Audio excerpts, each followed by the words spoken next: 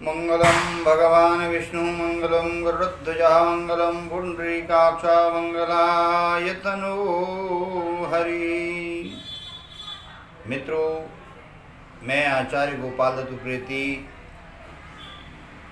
मेरे YouTube channel में सभी का स्वागत है, अभिनंदन है सबको। जय जय श्री राम। मैं आज आपको अवगत कराने के लिए आया हूँ, जिन लोगों ने कार्तिक मास के स्नान किया है, व्रत किए हैं, उन व्रतों का उद्यापन किस प्रकार से किया जाए और किस दिन करना चाहिए, यह मैं आपको अवगत कराने के लिए आया हूँ। तो कार्तिक मास के उद्यापनों की विधि जो है, बालखिल्य बोले, जो नैमिषारण्य तीर्थ में बैठे हुए बालखिल्य ऋषि बोले कि कार्तिक मास के व्रतों के उद्यापन को कहते हैं। उद्यापन करने से व्रत पूरा हो जाता है। जो कार्तिक शुक्ला चतुर्दशी को उद्यापन करें, वो पड़ेगी आपके 14 नवंबर को। उस दिन जो है तुलसी के ऊपर एक सुंदर मंडप बनावें और उसके मूल देश में एक सर्वतोभद्र लिखें और उसके ऊपर विधि पूर्वक कलश स्थापित करके उसमें पंचरत्न डाल करके उस पर सोने के भगवान को गुरु की आज्ञा लेकर के पूजें और मांगलिक गाने बजाने के साथ रात को जागरण करें। और पूर्णिमासी के दिन 15 तारीख को पूर्णिमा पड़ेगी। उस दिन पूर्णिमासी के दिन सपत्नीक पत्नी सहित 30 या 1 ब्राह्मण, क्योंकि पूरे महीने का है तो अगर 30 ब्राह्मण मिल जाए तो बहुत अच्छी बात है। अगर 30 नहीं मिले तो 1 ब्राह्मण को भी अपनी शक्ति के अनुसार न्योता दें। और अतो देवा इदम विष्णु, इन 2 मंत्रों से तिल और खीर का हवन करना चाहिए पूर्णमासी के दिन। और कपिला गौ दें। अब कपिला गौ तो गौदान तो पॉसिबल रहा नहीं, तो गौदान की विधि हैं प्रत्यक्ष गौ, द्रव्य गौ, सुवर्ण गौ, जो भी आपके पास में सामर्थ्य है वो करें। और गौदान करके विधि पूर्वक जो है गुरु को विधि पूर्वक पूज करके पूजें और इस प्रकार गौ का दान करें गुरु को। और उद्यापन करके व्रत का फल पा जाते हैं। जब तक उद्यापन नहीं होता है तब तक किसी भी व्रत का फल नहीं मिल पाता। इसलिए पूर्णमासी में कई लोग पुष्कर में यात्रा करते हैं, क्योंकि पुष्कर की यात्रा जो है सबसे श्रेष्ठ है। क्योंकि पूर्णमासी को भगवान वर दे करके भगवान जो है मत्स्य बन गए थे और उसमें जो है दिया हुआ दान अक्षय, जिसका कभी क्षय नहीं होता है, इसलिए उस दिन दिया हुआ दान अक्षय फल को प्राप्त हो जाता है।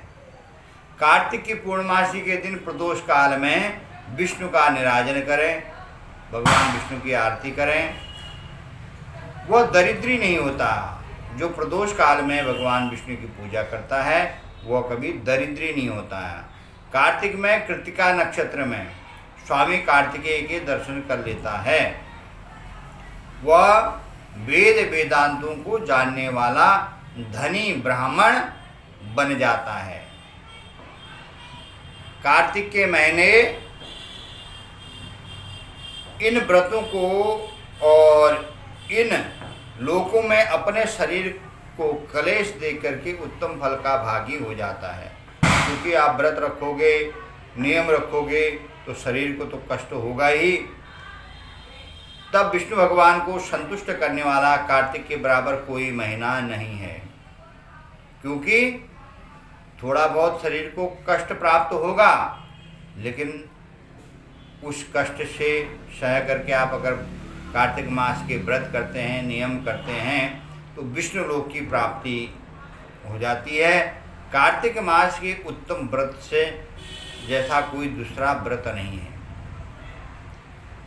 तब सनत कुमार बोले कि इस प्रकार नैमिषारण्य क्षेत्र में बालखिल्य ऋषि सूर्य के मुख से सुन करके, ये भगवान सूर्य ने इस व्रत का विधान बताया है। तब जो है उनके मुख से सुन करके ऋषियों के लिए व्रत का ऋषि लोग बाल खिल्लियों का अभिवादन करके सूर्य की स्तुति गाते हुए सूर्य के पास चले गए। यह सब कार्तिक का उत्तम व्रत कहा गया है। इसलिए पूर्णमासी के दिन जो 15 नवंबर को आएगी कार्तिक पूर्णिमा, कृतिका नक्षत्र और सूर्य विशाखा नक्षत्र पर हों तो पद्मक नामक योग बनता है।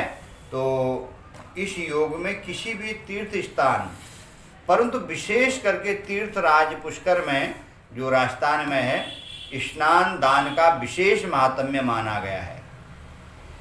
विशाखास्तु यदा भानु कृतिकास्तु चंद्रमा सयोगे पद्म को नाम पुष्करे स्वाति दुर्लभम। इस दिन सूर्य एवं गुरु स्तोत्र का, सूर्य गायत्री का, गुरु गायत्री का, इन मंत्रों का पाठ और दोनों ग्रहों के संबंध में यथाशक्ति दान, जप तथा कृतिका स्वामी, विश्व स्वामी सूर्य के दर्शन किए जाएं तो ब्राह्मण 7 जन्म तक वेद पारायण और धनाढ्य हो जाता है, जो ब्राह्मण करता है। कृतिकायाम कृतिका योगे च कुर्याद स्वामी दर्शनम 7 जन्म भवेद विप्रो धनाढ्यो वेद पारगा। विक्रम संवत 2081 अर्थात सन 2024 ईस्वी में कार्तिक पूर्णिमा 15 नवंबर 2024 को कृतिका नक्षत्र, बरियान योग, सूर्य के विशाखा नक्षत्र रहते यह प्रशस्त जो है पद्मक योग बना है। जो पद्मक योग रात्रि में 9:55 से लेकर के और 2:59 तक रहेगा। इस विशेष महात्म्य इस योग में बहुत विशेष रहता है। जो रात्रि में घटित हो रहा है इसमें विशेष करके जप, ध्यान, हवन इत्यादि करें तो इससे जो है करने से जो जिसकी मन की इच्छाएं हैं वो इच्छाएं पूर्ण होती हैं। तो आप जिस प्रकार भी हो सके किसी तीर्थ में अगर स्नान कर सकते हैं तो तीर्थ में जाकर के स्नान कर लें। अगर तीर्थ में स्नान नहीं कर सकते हैं तो अपने घर में ही, गंगा जल तो सबके घर में विद्यमान रहता है, गंगा जल से स्नान करके उस दिन जो है सनातन नियम से रहें, ब्रह्मचर्य तो जीवन में रहें और रात्रि के समय में 10 बजे से 3 बजे तक का रात्रि का समय मान के चलें।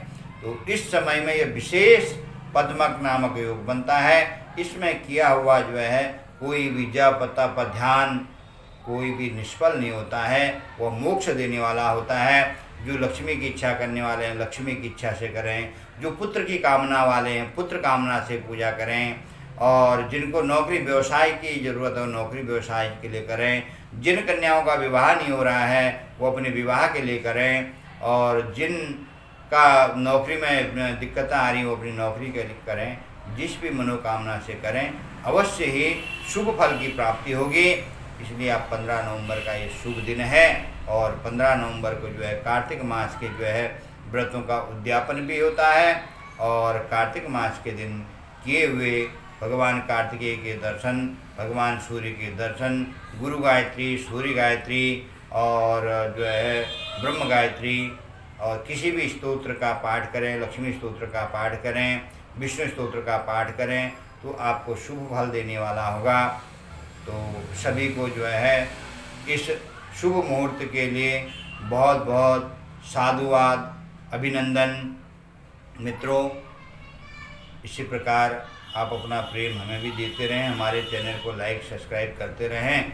जिन्होंने सब्सक्राइब नहीं किया सब्सक्राइब करें, लाइक नहीं किया लाइक करें और लाइक सब्सक्राइब करके बेल आइकन को भी दबाएं, जिससे आपके पास में हमारी नई नई वीडियो पहुंचती रहें, जिससे आप ज्ञान अर्जन करें। आगे को हम बताते रहेंगे किस प्रकार आप जो है नई नई चीज़ें आपको बताता रहूँगा, क्योंकि अभी व्रत त्यौहार का समय चल रहा था। पहले उसके बारे में हमारे को नॉलेज हो जाए कि क्यों करते हैं, क्यों किया जाता है। उसके बाद में अनेक उपाय इत्यादि जो है ज्योतिष के अनुसार से भी मैं आपको बताऊंगा। तो वर्तमान में आपको सभी को जो है आने वाली उस दिन नानक देव जी की जयंती भी होती है और उस दिन जो है ये त्रिपुरोत्सव भी होता है। सबको जो है कार्तिक मास की पूर्णिमा की बहुत बहुत बधाई हो और आपकी शुभकामनाएं। जय श्री राम, जय जय श्री राधे।